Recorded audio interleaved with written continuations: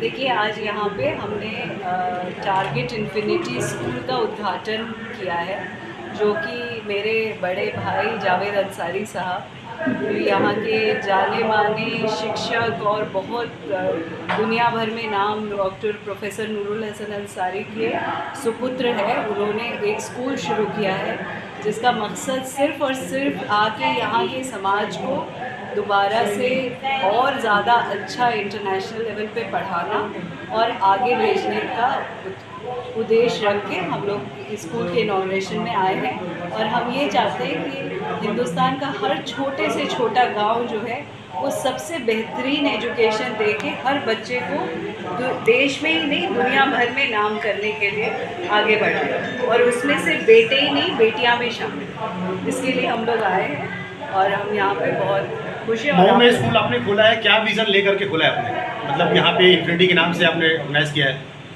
देखिए, आज से 60-70 साल पहले मऊ से और आजमगढ़ से और बनारस से कुछ लोग निकले हैं जिन्होंने दुनिया भर में अपना बहुत नाम किया है, जिनमें मेरे पिताजी भी शामिल थे। नूरुल हसन अंसारी साहब प्रोफेसर थे, वाइस चांसलर अपॉइंट हुए थे, मगर वक्त से पहले दुनिया से चले गए। हमने उनके गांव को दोबारा से दुनिया के मैप पे लाने के लिए और यहाँ के हर बच्चे को वो सुविधा देने के लिए, जिन सुविधाओं में शहरों में रह के हमने अपने बच्चों को पढ़ाया है या पढ़ा रहे हैं, उसकी कोशिश करते हुए हमने यहाँ पे स्कूल खोला। हमारे भाई ने स्कूल खोला। जो गरीब बच्चे हैं उनके लिए क्या है, क्योंकि मऊ शहर जो उत्तर भारत है, देखिए, गरीब बच्चों के लिए भी और जो अफोर्ड कर सकते हैं उनके लिए भी गवर्नमेंट एजुकेशन इस लेवल की रही नहीं है इस देश में कि वो बच्चों को वहाँ आगे तक हाथ खींच के ले जा पाए। इसलिए एक स्कूल रखा गया है। स्कूल की बुनियाद ही होती है नॉट फॉर प्रॉफिट। आप प्रॉफिट मेकिंग स्कूल नहीं बना सकते कानून के हिसाब से इस देश में। तो नॉट फॉर प्रॉफिट के हिसाब से हर बच्चा अगर वो काबिल है और अगर वो पढ़ के आगे जा सकता है, उसका टारगेट इन्फिनिटी स्कूल में स्वागत है। क्या आपको लगता है क्या कि मऊ का नाम दुनिया के नक्शे में नहीं है, जो आप उसे फिर से कायम करने की कोशिश करेंगे इस स्कूल के माध्यम से? हम ये नहीं कह रहे कि दुनिया में नाम नहीं है। यहाँ के बच्चे IAS भी क्लियर कर रहे हैं, IIT में भी पढ़ रहे हैं, मगर हिंदुस्तान की सबसे बड़ी स्ट्रेंथ यहाँ का यूथ है और उस यूथ को सही एजुकेशन दे के आगे बढ़ाने में हमारी भी अपनी ये छोटी सी पहल है। जब तक आप लोग गवर्नमेंट जॉब में थे तब तक मऊ आपको याद नहीं आया, लेकिन रिटायरमेंट के बाद आपको मऊ याद आ रहा है। देखिए, ऐसी बात नहीं है कि जब तक हम गवर्नमेंट जॉब में थे हमको मऊ याद नहीं आया। जब आप किसी की नौकरी में होते हैं तो आप नौकरी में बंधे होते हैं सुबह 9 बजे से रात के 6 बजे तक, या दुनिया भर में आपको जो भी काम दिया जाता है। जब आप रिटायरमेंट ले लेते हैं, जैसे कि हमारे भाई ने वॉलंटरी रिटायरमेंट लिया, उसके बाद वापस लौट के अपने गांव आना, उनके पास ये भी ऑप्शन था कि वो शहर में रहते या बाहर चले जाते, मगर उन्होंने ये ऑप्शन चुना कि वापस अपने गांव में आके अपने गांव के बच्चों के लिए कुछ करना है। ये एक अपने आप में बहुत खुशी की बात है और एक बहुत सराहनीय बात है जिसको हर एक को सराहना चाहिए। जी मैम, यहाँ की पढ़ाई CBSE बोर्ड से होगी, ICSE बोर्ड से, या फिर आधुनिक शिक्षा बोर्ड से होगी? जो अभी नया देखिए, वो तो एक सिस्टम है, एक सिस्टम को फॉलो करेंगे। अभी तो आज स्कूल का नींव डाला गया, आज स्कूल का इनॉग्रेशन किया गया।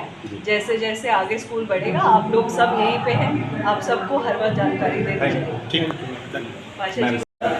मेरा नाम भाषा है, मैं जर्नलिस्ट और राइटर हूँ और अपना एक प्लेटफॉर्म चलाती हूँ बेबाक भाषा। पहली बार आप आए हुए हैं जी। देखिए, मुझे लगता है कि जिस समय हम आप बात कर रहे हैं उस समय जो एजुकेशन है उसकी इम्पोर्टेंस दुनिया मान रही है, और उसका सबसे बड़ा उदाहरण ईरान है। ईरान के बारे में जिस तरह से पूरे मीडिया में बताया गया था कि बिल्कुल कट्टरपंथ है, पढ़ाई लिखाई नहीं, आदि इत्यादि, जो ट्रंप और बाकी दुनिया, खास तौर से गोरी चमड़ी वाली दुनिया बता रही थी। ईरान में जब से युद्ध शुरू हुआ, खास तौर से 28 फरवरी के बाद से लेकर अभी तक, उसने जिस तरह से गर्दा उड़ाया है अमेरिका और इजराइल का, वो सिर्फ और सिर्फ अपनी एजुकेशन, अपनी साइंटिफिक टैलेंट और अपने उस हौसले में जिसमें उसने मर्द और औरत की दोनों की जो एजुकेशन रखी, इसके बारे में बिल्कुल लिखा नहीं जाता था।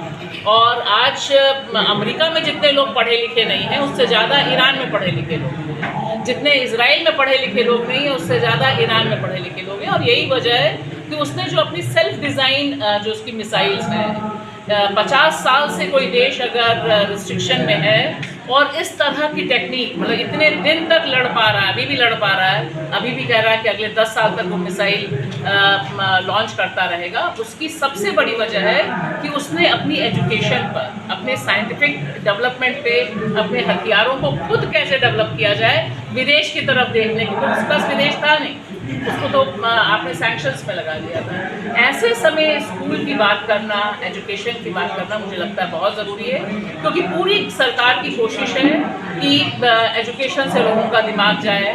जो अक़लियत की डोमिनेटेड कम्युनिटीज़ हैं वहाँ स्कूल वो नहीं खोल रही है, वहाँ पर बड़े पैमाने पर भेदभाव हो रहा है, स्कॉलरशिप्स नहीं मिल रही। हम सब जानते हैं कि तमाम स्कॉलरशिप जो मिलती थी मौलाना आज़ाद जो स्कॉलरशिप वो बंद कर दी गई।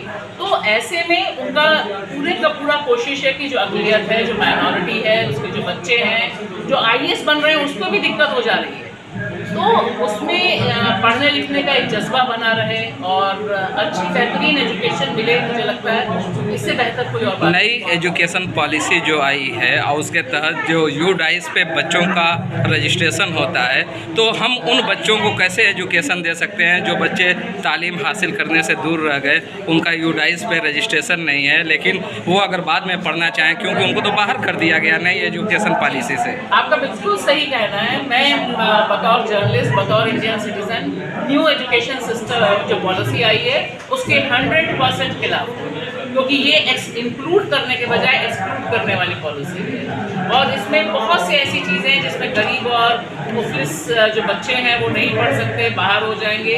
साथ ही साथ एजुकेशन का जो एक कम्युनल एंगल है वह भी बहुत तेज़ी से बढ़ रहा है। इसीलिए ज़रूरी है कि हम ये तो सोचें कि बच्चे जो एजुकेशन से दूर जा रहे हैं, लेकिन इसका कम्युनल एजुकेशन की बात आपने कही तो कहीं ना कहीं हिजाब एक बड़ा मसला है, नमाज बच्चों के लिए एक बड़ा मसला है। मैं अभी दूसरी बात कह रही हूँ कि एक बेसिक एजुकेशन सेंटर्स होने बहुत ज़रूरी है, क्योंकि उसकी जो लड़ाई है वो लड़ी जा रही है, आपकी जो पहचान की लड़ाई है वो लड़ी जा रही है और वो एक लंबी लड़ाई है जो एक स्कूल से नहीं हल होगी। लेकिन एक स्कूल से ये हल होगा कि अगर अच्छी एजुकेशन है और बच्चे जो डाइवर्ट किए जा रहे हैं कि माइनॉरिटी के बच्चे पढ़े ना, माइनॉरिटी की लड़कियां पढ़े ना, क्यों हिजाब वाला इशू बना है? क्योंकि वो थोड़ा डरते हैं कि अगर माइनॉरिटी वाला पढ़ लिख ले जाएगा। मैं दिल्ली से आई हूँ, दिल्ली में लाल किला ब्लास्ट हुआ, उसके बाद देखिए सारे मीडिया ने खबर चलाई कि पढ़ लिख कर ज़्यादा खतरनाक हो जाते हैं, ये मंत्री और संतरी बोल रहे हैं। तो ये जो एक पूरा सिस्टम बन रहा है, क्योंकि उनको हर चीज़ से डर है, पढ़े लिखे से भी डर है। अभी तक अनपढ़ था तो बोलते थे कि टायर बनाने वाले हैं, मोदी जी कहते हैं, और जब पढ़ लिख जाते हैं तो कहेंगे कि पढ़ा लिखा व्यक्ति है।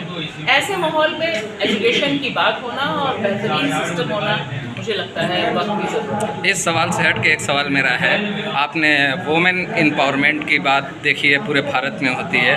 महिला आयोग की जो चेयरमैन थी महाराष्ट्र की, उनके ऊपर किस तरीके के एलिगेशन लगे हैं, उन्हें त्यागपत्र देना पड़ा है और नाम जोड़े जा रहे हैं वज़ीर आज़म के साथ, तो क्या आपको क्या लगता है, कितनी सदाकत है? बहुत ही शर्मनाक है। एप्स्टीन फाइल एक ट्रंप को घेरे हुए है और भारत में भी इस तरह की फाइल्स चल रही हैं, इस तरह के रोज़ नए खुलासे हो रहे हैं और इससे ये पता चलता है कि जो हमारा पूरा पॉलिटिकल सिस्टम है वो कितना ज़्यादा भयानक रूप से करप्ट है। और इसमें इस्तीफा तब आना जब वीडियोज़ आ जाए, सब चीज़ें आ जाए। लेकिन दिक्कत यहाँ पर ये है कि अभी भी जो मेन कल्प्रिट्स हैं, जिस समय आप मुझसे सवाल पूछ रहे हैं, आसाराम बापू जो बलात्कार का दोषी सिद्ध है वह बाहर घूम के प्रचार कर रहा है।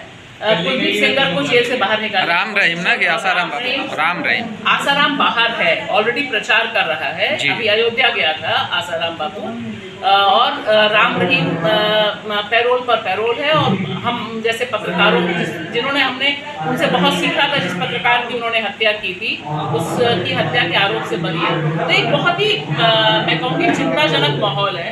इस चिंताजनक माहौल में हमारा और आपका काम है, सहाफ़त का काम है कि हम सही मुद्दे उठाएं, हिम्मत के साथ उठाएं। खतरे बहुत हैं लेकिन खतरों को तो उठाना ही पड़ेगा, कोई और ऑप्शन नहीं। ठीक है मैम, शुक्रिया। Thank you ma'am.